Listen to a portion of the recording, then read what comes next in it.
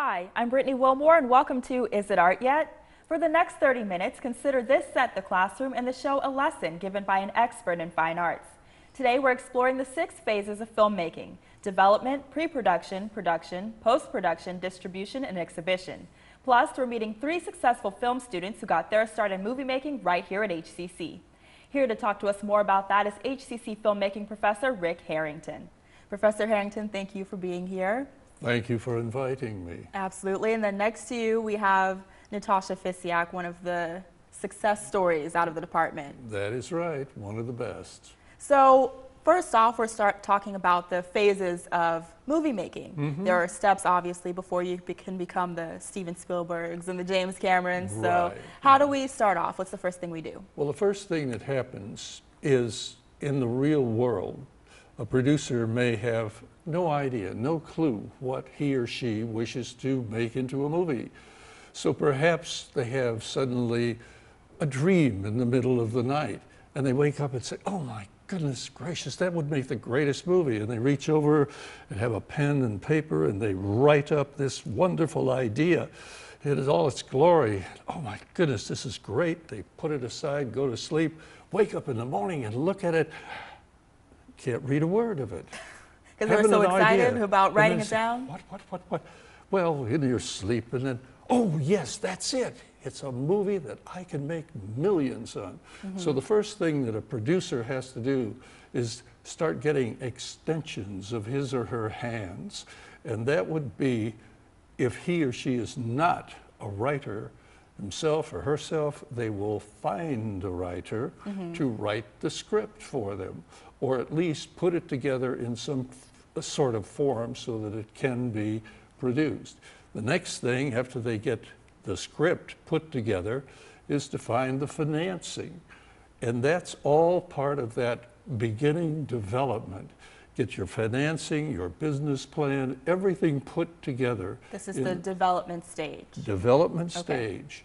Everything, you don't shoot anything in that stage, very likely, unless it would be like a little trailer or something that'll help you sell the movie. And it's always good to try to get a distributor in before you even make the movie, because that will help you guarantee that the movie will be released. So you've mentioned, who are the people then that we kind of need to look for thinking that we want to go into making a movie? You said a financier, a distributor. So who are the folks we need to have on our contact list? The producer will have several jobs in development. And in development, you should look for everyone that you need to help you get that script finished and get the idea turned into a finished screenplay. And then you will budget it. Find out, once you have a screenplay started, you can budget the screenplay and find out what the costs will be and start hiring people or producers who are specialty producers. Like if you're doing a martial arts movie, you'll possibly want a martial arts producer, someone who has worked in that before. And you'll start assembling this crew because it's a collaborative effort. Right. So you need to make sure you have all of those in place, and that's just the development part. But what about the pre-production? Well, first of all, you have to get all of those finished up, so you have everything lined up and you have all the money in the bank, if possible. Money is the key thing here, isn't it? Right. Then it's always good to have a great director and good actors, people who will perform the job. And all of those will be in development and pre-production. You put that together. Pre-production will have a production manager or unit production manager. And the unit production manager will put together the business office, all the creative props, everything, the studio, put it all together so that he or she can make the movie. And they're like the CEO, extensions of the hands of the producer. And the director will take care of the creative part. Make sure that everything is ready to go and he or she has the right props, the right sets, the right actors. Every one of these things has to be before you ever roll a camera. How important then is the pre-production step? Because it seems like the more you prepare here, the better off you'll be later down the line. That's true. The development phase is the failure phase because 99% of all the movies are failures in development.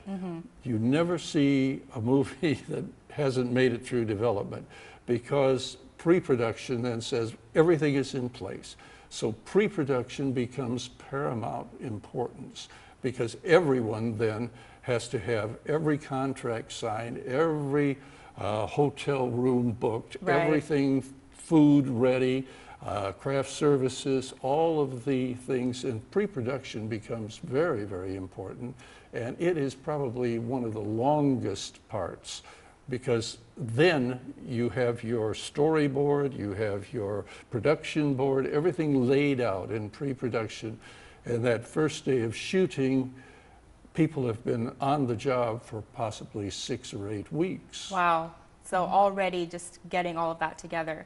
And we have someone here, Natasha, who's gone through this process and is really no stranger to it. So first, thank you for being here. Thank you. Thank you for having so me. you were in the filmmaking program at HCC. Yes. And you have a project that you're doing right now called the Empress of Texas. So briefly, tell us about that. Empress of Texas, it's a story about love, war, loss, and triumph. And it highlights the life of Ima Hogg, who is a philanthropist and started the Houston Symphony and many other philanthropic projects here in Houston. So it's a project with different locations. Half of it would be shot in Texas, or something that looks like Texas. And then also Berlin, and New Orleans, and New York. Wow. So how do you, and would that be part of the budget, actually, going back to that when it comes to allocating for those kinds of expenses? Yeah, Absolutely. yeah, of course, yeah. It's, we're looking at different options, studio production or on location, and comparing different costs associated with that. So, because if you're recreating Berlin in the studio, it means you have to do some green screening, and you have to CGI some stuff and use visual effects. But maybe it's a cost effective sometimes to actually go to Europe or something that looks like Europe and shoot there. So it's basically you do a cost analysis and compare what's the most beneficial and what will make the film production and value higher. So that's kind of where you're going with that. And actually, we have a clip, many clips from your films right now. This one is Dissonance, right? And this is what you took to the Cannes Film Festival? Yes, that's the one that was at the Cannes Film Festival. This one is actually a little clip from Empress of Texas. And this is a little Ima with her aunt, which she tells Ima that she should never get married because her mother died of tuberculosis just recently. So she says you should never get married because you might have the same, you were tainted with tuberculosis. So you have a lot of experience, obviously. So, and where can we go if we want to learn more about the Empress of Texas film? Yes, go to www.empressoftexasfilm.com. Okay, perfect. Well, we're going to take a quick break. This is really great information. Thank you for coming on. And I hope that you are taking notes because there's lots more about movie making to come on Is It Art Yet? Stay tuned.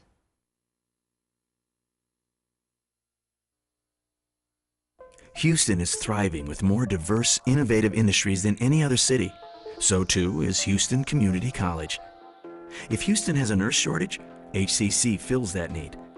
An advancement in energy, HCC adopts it. New codes, HCC prepares for them. New technologies, new advances. We are inextricably linked to the pulse of Houston and to the success of our students. We keep Houston working. HCC, smart decision.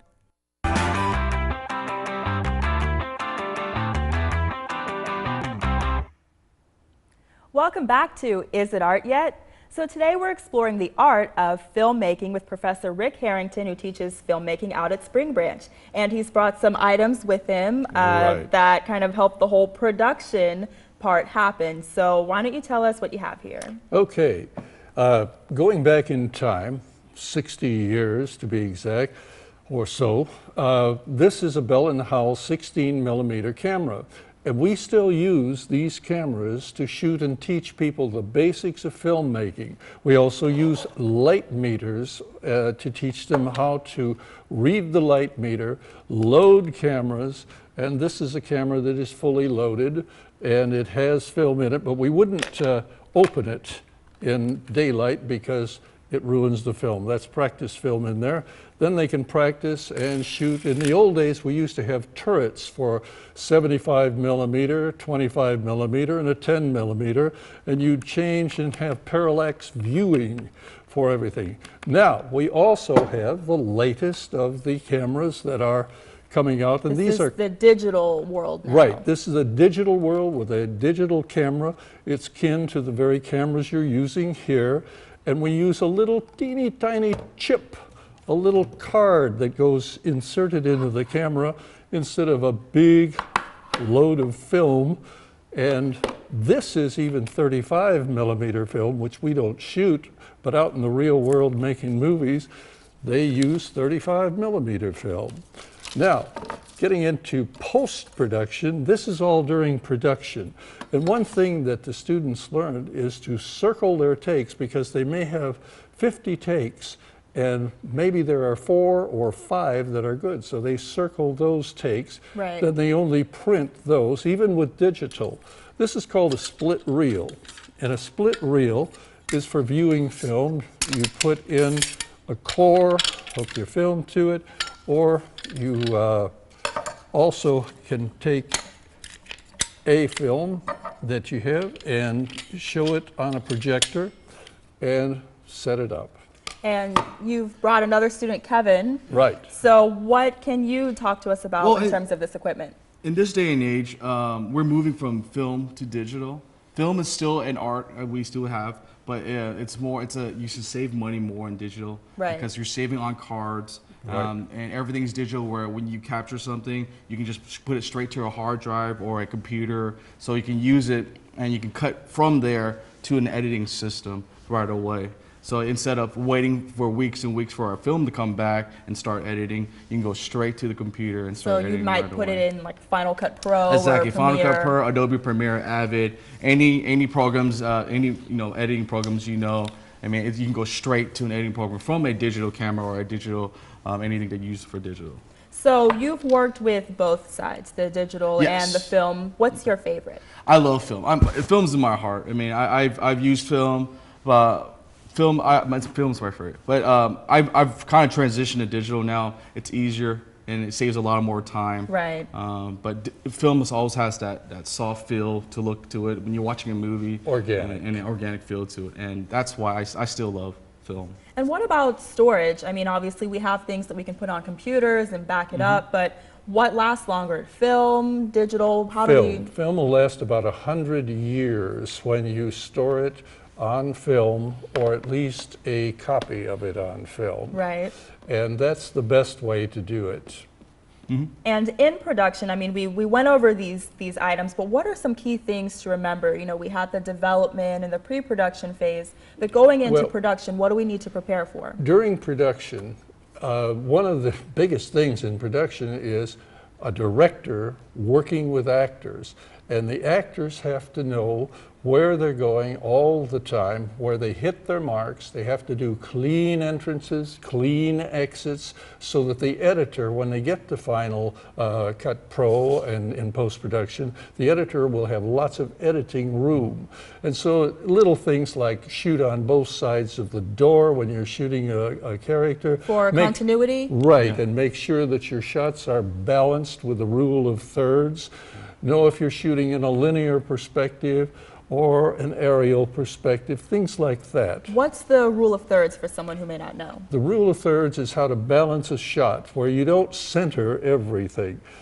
Some directors, when they first start out in the business, they center everything because they said, well, that's the center of interest. Well, not necessarily. All the old masters would balance their shots. They put people off center and then balance it with something else on the other side. Let's say you have a conversation. Let's say you have a scene with two people in a conversation. You set the camera where the main figures right here are looking that way, and you set an opening so it's telling that they're looking that way. If you put it right here, it makes them look like it's somewhere else. So having an opening where you're making two people talking, having the camera set that way, so you have more opening of looking at the characters. If you get what I'm saying, that's sort of the rule of thirds. Right. You know, the space between the two characters from the camera. And have the images the same size in each camera. And of course, Hollywood shot where they're shooting over the shoulder. Right, the classic. I think they do that in news sometimes too. We might notice the Absolutely. reporter and then the person that they're interviewing is right in front of them. Exactly. Can these rules be You're broken? right on top of it. Oh, yes. rules can be broken all the time. I mean, something called crossing the line, which is like if you shoot one way, you can't shoot the other side because it makes you feel like he's flipped from different sides. It's a 180-degree law. Yeah. Or rule.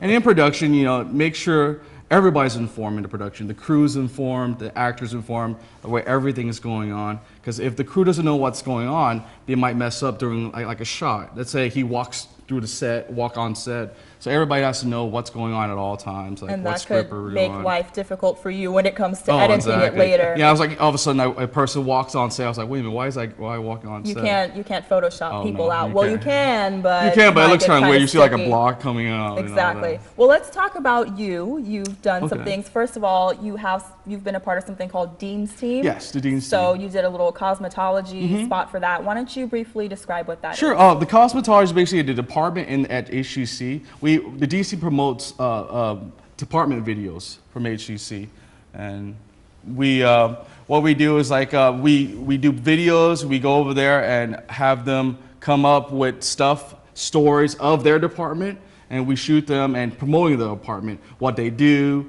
what segments they do. What they do with the students, how they teach the students stuff. So basically just promotional videos for the students, and the Dean's teams go over there and record it, and they put it together for each department. And we do something with the cosmetology. We did a sort of a competition for the cosmetology. So it's across all of the campuses at HCC. So if any department wanted to have you guys, how Yes, could they, yes. how could they go about They doing contact Rick Harrington, and then Rick Harrington will contact me, and we'll put a team together to go out and shoot. Shoot the Awesome. video for them. And you also are a screenwriter. Yes. So what can you tell me real quick about iWriteScripts.com? Okay, yeah, iWriteScripts.com. It's basically a website I've created with a couple of guys, other filmmakers. But what we did is a bunch of screenplays I've written, short screenplays. They've written for students and anybody who wants to make a film. And it's just a bunch of stories I've came up with through the years of me writing screenplays. But it's there for students to go and read it and purchase for their projects. If sometimes if you want to make a film but you can't come up with their scripts, that's the website for. And the website's just to help out students, help out anybody who has the inspiration to go shoot a movie. Go shoot a movie. Hey man, you need a script? Just check out my stories. They can go on my website. You can read the stories on there. They read the script on there, and if they decide to want to do it, you can purchase like the license to use the screenplays and use it for their projects or whatever they want to. And there's a variety of genres on there. Or what do you There is a offer? variety of genres from love, love, action, adventure, anything. Anything you come up with is everything. I've written over all genres, love, everything. So what tip could you give students who maybe want to get into screenwriting, or just from your perspective going through that yourself? Yeah, screenwriting is what I see in screenwriting is sort of like a job, and you got to be passionate about it. So you tell yourself, hey, you want to write something, go home and sit there and write. You know what I mean? And go there and write. And you can be a couple of sentences one day and a couple of paragraphs one day, but you have something written down, so you can go back to it and start writing over and over in each day. So write every day. Write every day. Write every day. Those are the take-home tips. You heard it right here. Write every day. So if you want to get into screenwriting, that's what you have to do. We will be right back with more Is It Art Yet? I'm going to HCC to get my associate's degree.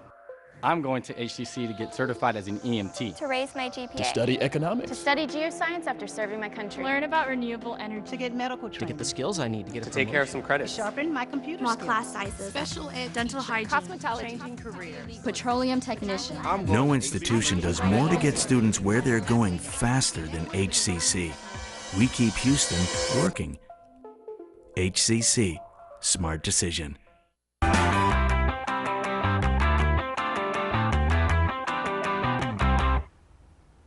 Welcome back to Is It Art Yet? So today we're talking about filmmaking, and now we've gone through the first 4 phases of it. Now we're headed to the last 2, which are distribution and exhibition. So this is the part, I'm guessing, where we start to market the film and talk about getting it out there, get some sales in. So how do we do that? Well, distribution is the 5th phase of filmmaking. However, distribution starts way, way back when you're in the first phase, development, and you so should. It all links together. Yes, you have to start thinking about who's going to want to see this. Now, is it a chick flick? Is it for young adults? Is it for older people? Is it for middle-aged people? What is the market for this? Is it a niche film? Is it a foreign film? What are you trying to sell? So consider your audience. You have to in the figure beginning. out what is the demographic. Who will want to see this particular movie? And that starts in the very beginning. So you're thinking distribution, who's going to distribute this? And am I going to have to distribute it myself, especially if you're an independent, brand new filmmaker? So that is a big problem. So one of the things to do as soon as you get your film finished is to go to the American film market and try to sell it. But you really should start going to the film market before you ever start doing anything. Start making contacts, even if you go out there and just see what's going on, and start meeting people. Network, because that is the only way your film will ever see the light of day, is to make sure that you know everybody. Now, then you can also go to exhibitors, and when you do a film and let's say you don't have a distributor, there is such a thing as self-distribution, and people can do that, and the way they can do it is to meet exhibitors and start out with local exhibitors. Meet a projectionist, meet the manager of your local theaters, find out who the booker is, see if you can get your film in somewhere to get somebody to look at it. Because this whole big chain, there are about 300 people who touch your film, and it can boil down to the last person who's bringing your film, or a copy of it, to the theater. If they don't get there exactly at the right time, it'll never be shown. So it's a cooperative effort all the way through. What about the internet? How has that helped filmmakers these days get their movie out? It's incredible, because they can do their little trailers, they can meet people that way, start a network and a buzz going, which is what most of the students have before they finish their first year. And they use that as an advertising tool. Right. And they get small videos on there and YouTube and other things. And then they have a leg up when they're going out to the American film market. And get on the movie database. That's another thing. Get your face out there. So what kind of database? Like the IMDb? Yes, IMDb is the best one to get on. And every time you do anything in a film, make sure it's listed and in there, whether you're an actor, a director, producer, whatever. So you have a background, a history. Now, if you're doing a film for the big-time real-world market, usually it's best to get a rating right away and find out if you have a film that's going to be an R-rated film, or PG or G-rated. And if you can get a G rating nowadays, it's probably the best thing you can do, and you can have it over and over on networks, on YouTube, anything you want. So a G rating is obviously a little more, it doesn't limit you as much as maybe something, an R rating that excludes a certain will audience. limit you, especially when you get into exhibition, because the big theater houses will not screen who looks at your film. Some young people will pay for one film, which is a G or a PG, and then they'll just go over and watch the R-rated film. But the producer of the R-rated film will never see a nickel of that because the PG will get the money. Absolutely. And you have a student here, again, this is Trina. Yes. And in your experience with the distribution exhibition, what can you tell us about that? Well, I definitely think that YouTube and Vimeo is a really unique perspective for the students to get their material out there. And so for us, when we did Madame Tormenta, we actually have a banquet each year, an awards program where we invite our family and our friends to come and see our work. So that was one of the ways that we were able to get our unique projects, you know, in the market. And you've already mentioned Madame Tormenta. So this is a feature. So about how long is a feature? 90 minutes. 90 minutes, okay, so your regular feature film. So why don't you describe a little bit about that? We actually have it on. What are we seeing right now? Well, basically, Madame Tormenta is summoning a gentleman by the name of Valerius. And he's a guy who has all power. And Madame Tormenta, she really wants this power. So she's awakening him from the dead. Of course, this comes back from my horror movie days, and this whole thing is shot on green screen, so we were able to create worlds that didn't All even of it exist. is green screen. The entire Madame Tormenta section is totally shot on green screen. What do you love about green screen? Green screen can take you anywhere on no budget. So the minute you shoot on green screen, if you throw a picture there, you can create worlds that don't exist for no money. I think that's a key thing, especially for young, beginning filmmakers who are interested, is always the budget. Like you talked about, you have to outline it. But those people who don't have the money could use, could get maybe a green sheet from Walmart or something like that, throw it up, and you can start making a movie. And that's what she did. She shot many, many locations, built this meticulously over an entire semester. 2 semesters. 2 semesters, that's right. And you did this as a part of the Movie Makers Academy, which is how the whole filmmaking department started. Can you guys briefly expand on that? Okay, Movie Makers Academy started as a continuing ed program with 12 students in the year 2000. I was 66 years old. I decided that I wanted to give back some things, so I started this little program, and it became popular. We do a feature film every year. And it became so popular in the first year that we were able to turn it into a degree program after 2 years. And this is the same degree program that's still in existence today? It is in existence, exactly. And Trina is an Academy Award, Movie Makers Academy Award winner in that with her movie Tormenta. Yes, and I've actually won the award twice. And the first time I won the award, I actually used Kevin Bowie's script and called Last Rites, and we modified that and shot it and won. And then I said, Professor Harrington, I want to do something entirely on green screen. And he gave me the freedom to do what I wanted to do, and it became a hit, and it was wonderful. And it seems like this is a great program that gives students tons of experience. So it has been a pleasure having you guys on today, as well as the other 2 students. Thank you for being here and talking to us about the art of filmmaking. And I do hope that you at home had the opportunity to learn some stuff. I hope you're interested now in making movies of your own. So until next time, thanks for watching.